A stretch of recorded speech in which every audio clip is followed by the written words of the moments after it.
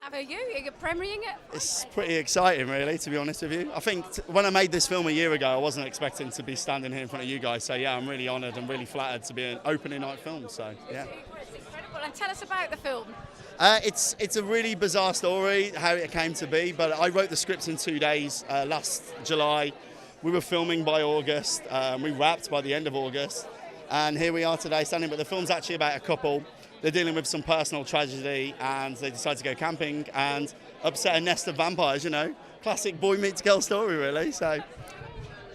And so, was there something particular with the vampire genre that you wanted to do that was different to what we've seen before?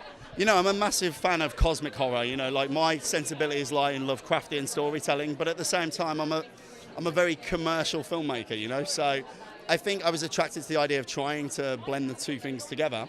And I feel like vampires have been done so much, trying to do something fresh with them is an extremely difficult task.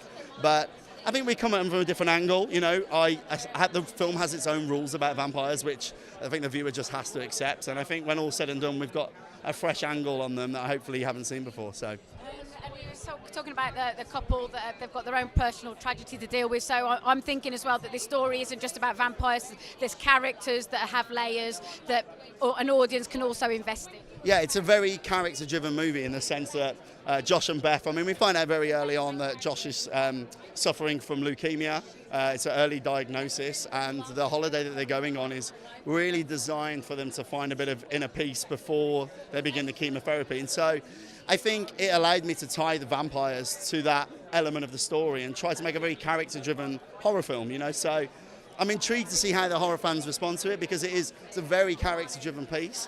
But there's a lot of jokes in there, and it's not a somber movie in any sense. So let's hope they respond well to it, I think. With regards to the vampires themselves, we're obviously independent filmmakers, so finding the right budget to get the payoff, was that a tricky thing? I mean, the budget is absolutely tiny. I mean, I think we are by far the lowest budget movie playing on opening night. But I hope what we achieve, I mean, me as a filmmaker, I'm always striving for this. I think that filmmaking's democratized now. You know, I've seen films shot on iPhones that look better than some Hollywood films I've sat through, and I think that as long as a director and as a filmmaker you're passionate and you have a strong vision, the equipment's there for you to translate it now. And I think when people watch the movie, they're not going to see the budgetary limitations that we have. I hope anyway, that was the goal. So.